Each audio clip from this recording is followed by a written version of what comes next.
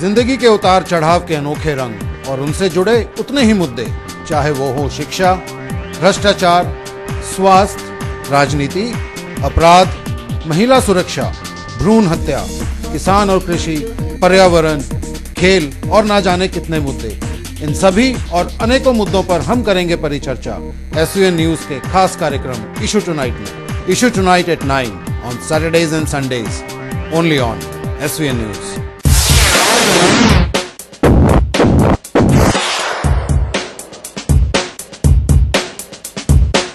सात सुरों के संगम से बनता है संगीत, जो हृदय को असीम शांति प्रदान करता है। संगीत और कला की कोई जाति और कोई धर्म नहीं होता है। ये एक नदिया की धारा की भांति निरंतर बहता ही जाता है और सबकी समान रूप से प्यास भी बुझाता है। भारत में विविधताएं हैं, उतनी ही विविधताएं हमारे कला जगत में भी हैं, जहां एक और संगीत के घराने हैं जिनमें लखनऊ, पटियाला, बनारस आदि प्रमुख हैं, वहीं नृत्य आंतरिक अभिव्यक्ति का सुगम साधन है। संगीत और नृत्य को एक दूसरे का पूरक कहना अतिशयोक्ति नहीं होगा। दूसरी तरफ लोक संगीत हमें हमारे रीति रिवाजों और अपनी मूल जड़ों से जोड़े रखता है, पर समय के साथ साथ सब बदल रहा है। भौतिकवाद और आधुनिकीकरण के कारण हमारी कला जगत भी अछूती नहीं रही।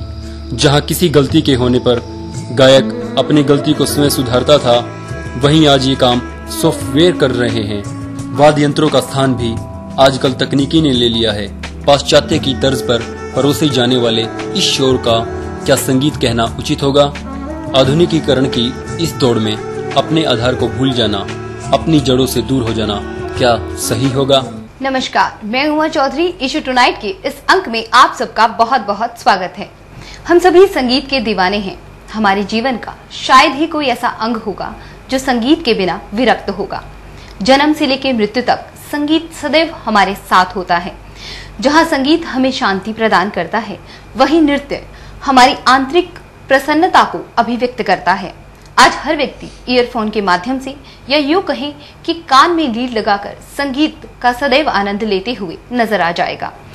रेडियो, टीवी जैसे इलेक्ट्रॉनिक यंत्रों के माध्यम से भी संगीत सदैव हमारे बीच होता है, या यूं कहें कि इसके बिना आज की युवा पीढ़ी का टाइम पास ही नहीं होता है। लेकिन सोचने की बात तो ये है कि क्या आज के मनुष्य को वास्तविक संगीत की समझ है या नहीं? क्या अच्छा सुनने वाले और समझने वाले श्रोता आज भी मौजूद हैं या नहीं? या फिर पाश्चात्य की तर्ज पर परोसे जाने वाले शोर पे कूदने वाले ही श्रोता रह गए हैं? अपनी इन्हीं जिज्ञासाओं को शांत करने के लिए आज हमारे साथ चर्चा करने के लिए स्टूडियो में मौजूद हैं doctor Sharda Bhardwaj, professor in music, और Janardan Sharma ji, retired director youth welfare MDU Rohtak, और colonel Singh ji, dancer choreographer from Chandigarh. आप तीनों का हमारे स्टूडियो में बहुत बहुत स्वागत है। Thank you. जैसा कि हम सभी जानते हैं कि आज का जो हमारा विषय है Indian art forms versus western art forms, तो शारदा जी, मेरा पहला प्रश्न आप ही से होगा। वो ये कि आज के समय में संगीत की अपनी अपनी परिभाषाएं हैं। हर कोई संगीत को अपने शब्दों में व्यक्त कर रहा है, लेकिन आपने संगीत में PhD की है, और तो आपकी नजर में संगीत की क्या परिभाषा है? 70 साल से हूँ जी। 36 साल तो क्लास 1 अफसर है, 27 साल को जी। 70 वर्ष से मैं गा रही हूँ जी। जिस तरह से गाना, देखिए, संगीत एक साधना है। बिल्कुल। संगीत एक साधना, जब उसमें रम जाता है इंसान तो रंग चढ़ जाता है। प्रभु को पाने का कौन हमारा ऐसा महापुरुष हुआ जो गा गा के नहीं तर गया? संगीत एक अथाह समुद्र है।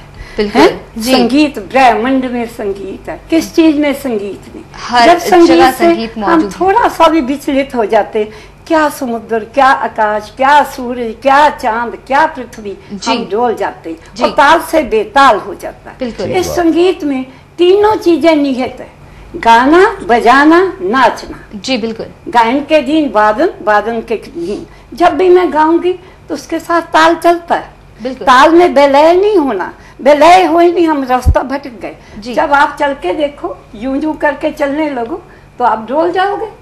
जब सीधा रास्ता चलोगे, ठीक चलोगे तो ठीक आओगे, ठीक। जैसे हम गायन में हैं, गायन में कहते हैं ना हमारे पास कृष्ण ना राधा है, ना गलियां हैं, ना वृंदावन है कोई भी, फिर भी हम बता देते हैं कि कैसे कहना। मैं आपको थोड़ा सा टुकड़ा सुनाऊंगी। जी जरूर। हम कहते हैं जी अफगान, कौन गली गयो शाम, बता दे सकियो। प्रार्थना करती है जी, कौन गली गयो शाम, कौन गली गयो शाम, कौन गली गयो शाम, बता दे सकी, कौन गली गयो शाम। बहुत सुंदर। फिर ताल सकते हैं, कौन गली गयो शाम, बता दे कोई, कौन गली गयो शाम, आए कौन गली गयो शाम। फिर बताएंगे आगे जी। ये जो मैं थोड़ा बीच में, जी बिल्कुल, मैडम ने बताया कि हर प्रकृति की हर लय, चाहे कोई भी हो, सारा प्रकृति जो है संगीत में है, और संपूर्ण प्रकृति पूरे संगीत में है। चाहे वो पत्थर है, पत्थर में भी संगीत है, वृक्ष हैं उसमें भी संगीत है, पशु पक्षियों में भी संगीत है, हर जगह। तो ये पूरी प्रकृति जो है वो संगीत में है जी। और यहाँ मैं साथ में, क्योंकि आपका टॉपिक जो है वो Indian art versus Indian art form versus western art form, western art form, उसमें ये देखिए अभी आपने सुना, आज के युग में विशेष रूप से हरियाणा में जी जो क्लासिकल गायकी है, शास्त्रीय संगीत है, इसमें गजल गायकी भी आ गई है, जो ये चीजें ये लुप्त होती जा रही हैं। बिल्कुल लुप्त। अभी आपने कितना रस सिंपल गाने में, क्लासिकल गाने में मैडम ने जो सुनाया, कितना रस बरसा है, कितना कानों कर्णप्रिय संगीत सुना भी है। इससे मन प्रसन्न होता है, आत्मा प्रसन्न होती है। और जो आज का जो वेस्टर्न म्यूजिक आर्ट फॉर्म जो है, रैप सुन रहे उसमें वो रैप सॉन्ग कह लीजिए, कुछ वही कुछ संगीत में, जो किसी किसी गाने में थोड़ा बहुत तो है टिकाव, लेकिन आज जो वेस्टर्न पद्धति है उसमें टिकाव नहीं है। बिल्कुल शोर और बहुताय है शोर की, मीठी धुनें, इस कर्णप्रिय, एक बार तो लगेगा आपको कि हाँ बहुत शोर शराबे में, म्यूजिक के साथ, रिदम के साथ, उसमें रिदम है जी। हमारा जो क्लासिकल संगीत है इसमें कर्णप्रिय है, बिल अंदर तक छू देने वाली जो ना सुर लगते हैं इसमें। जी बिल्कुल। तो इसमें ये फर्क मेरे को महसूस हुआ, जो हमारा इंडियन आर्ट फॉर्म है और वेस्टर्न उसमें है कि वो हार्मनी पे ज्यादा जोर देते हैं, उसमें ज्यादा जोर। मेरा ये भी हर समय के राग हैं जी, हर समय, सुबह के, दोपहर के, शाम के, हम उसी प्रकार गाते हैं। जब दोपहर को गाते हैं, देखो जब भीम राग गाते हैं तो उसमें ऐसा स्वर आता लगता है, हमें डोल जाता।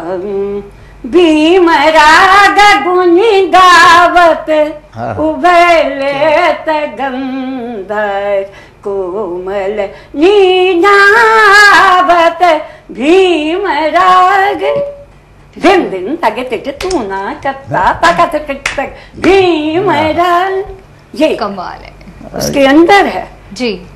हम समय के साथ गाते हैं और हर चीज गाने का हर राग का, हर चीज का, हर का प्रभाव है। सुबह के रागों का, दोपहर के रागों का, सुबह उठते हैं तो अपने करुण रस के राग होते हैं, जय सीताराम कहते हैं, फिर गाते हैं रेधा कोमल वाले राग, फिर बाद में आते हैं रेधा शुद्ध श्रृंगार, हम धोते हैं, मुंह हाथ धो के बैठ जाते हैं, फिर गानी कोमल वाले राग, बड़े बड़े उसमें जरा संगीतज्ञों ने बताया, जैसे मैडम ने बताया कि देखिए हमारा जो हिंदुस्तानी संगीत है, कर्नाटकी, पूरे हिंदुस्तान का क्लासिकल, उसमें देखिए सुनने में भी आया है, पहले दीप जलते थे, बिल्कुल दीपक राग मेघ मल्हार से, उस गीत से बरसात शुरू हो जाती थी। तो ये हकीकत है, इसमें कोई दो राय नहीं। में ऐसा संगीत कहीं है ही नहीं, बात खत्म।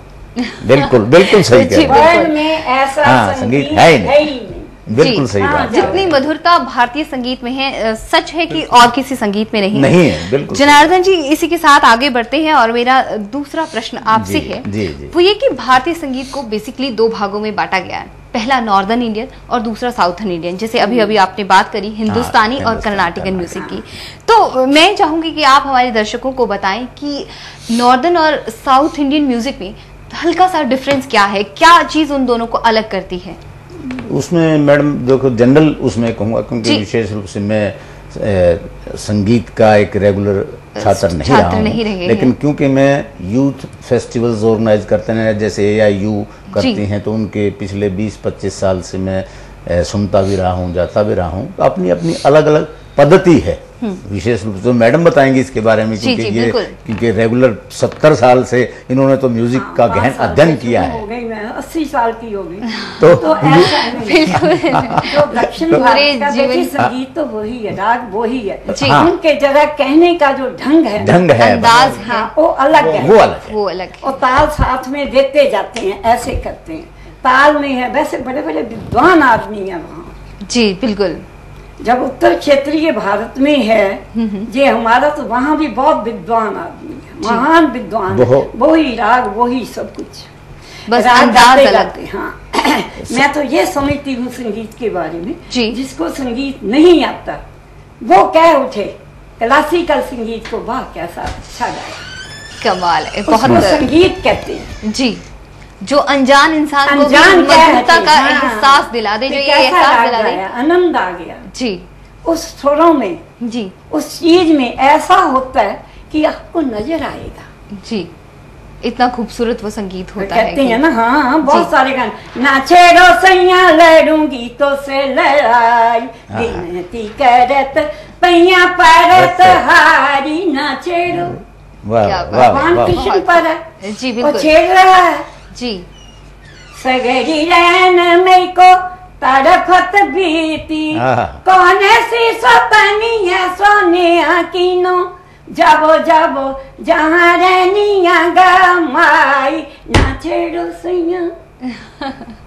बहुत ही खूबसूरत, बहुत सुंदर गाया है इन्होंने। तो मुख्य रूप से जी जो गायन पद्धति है ना जी, उत्तरी भारत की और साउथ की, उसमें थोड़ा बहुत फर्क है, थोड़ी सी शैली का फर्क है, बाकी स्वर एक ही जैसे हैं जी। और जैसे ताली के साथ मतलब चलता है उनका गाने का सारा का सारा, तो केवल मात्र जो है ना पद्धति का फर्क है गायन का, और थोड़ा सा क्योंकि हमारा डायलेक्ट इसमें कितनी गहराई तक उतरते हैं, गहराई तक तो वो भी जाते हैं जी जी बिल्कुल, लेकिन इस तरफ जो हमारा उत्तरी भारत का संगीत है उसमें एक तो आप मोटी भाषा मुर्कियां कहूं मैं जी जी, हाँ बहुत अच्छे आलाप मुर्कियां जी हैं, तो ये चीजें थोड़ा सा उनसे डिफरेंट करती हैं हमारे जी। जरा ऐसे कहते, हाँ ठहराव दोनों संगीतों में, उनमें भी है हमारे भी है। यहाँ मैं समझता हूँ कि मेरे हिसाब से जो संगीत की गहराई है वो उत्तरी भारत में मुझे कुछ ज्यादा नजर आती है जी। हाँ, उनके तबले पर ज्यादा जोर देते हैं, मृदंग पे, और हमारे यहाँ उत्तरी भारत में तबले, चाहे वो हाँ लखनऊ घराना हो चाहे जयपुर घराना हो, तो तबले जो साज है वो हमारा इस तरफ उस पे गायकी का चलन है, उस तरफ ज्यादातर जो है ना मृदंग का इस्तेमाल किया जाता है, और उनकी बीट थोड़ा हाई होती है। हाँ बीट हाई होती है, बीट हाई होती है, मैंने भी इस चीज को नोट किया। कथकली में तो विशेष रूप से बीट बहुत ज्यादा बीट होती है उसमें ये जी, ये डिफरेंस रहा उसमें। आइए जी, आइए आगे बढ़ते हैं कर्नल जी की तरफ। और आप क्योंकि युवा हैं और आज के समय में चंडीगढ़ से हैं और कोरियोग्राफर हैं, और आपने कुछ समय पहले, दर्शकों में आपको बता दूं कि इनसे सीखे हुए बच्चे बॉलीवुड और बुगी बुगी में गए हुए हैं। इसी के साथ कुछ बच्चे जो इनके सिखाए हुए हैं वो इनसे सीख के डांस इंडिया डांस जैसे प्रोग्राम, रियलिटी शोज में भी पार्टिसिपेट किया है, और मुझे उम्मीद है कि आपसे सीखे हुए बच्चे आगे भी बहुत नाम कमाएंगे। लेकिन आपके लिए, मेरे लिए प्रश्न है मेरी तरफ से आपके लिए कि बॉलीवुड म्यूजिक की हम बात करते हैं, जिस तर्ज पे आज आप अपने स्टूडेंट्स को सिखाते हैं, डांस सिखाते हैं,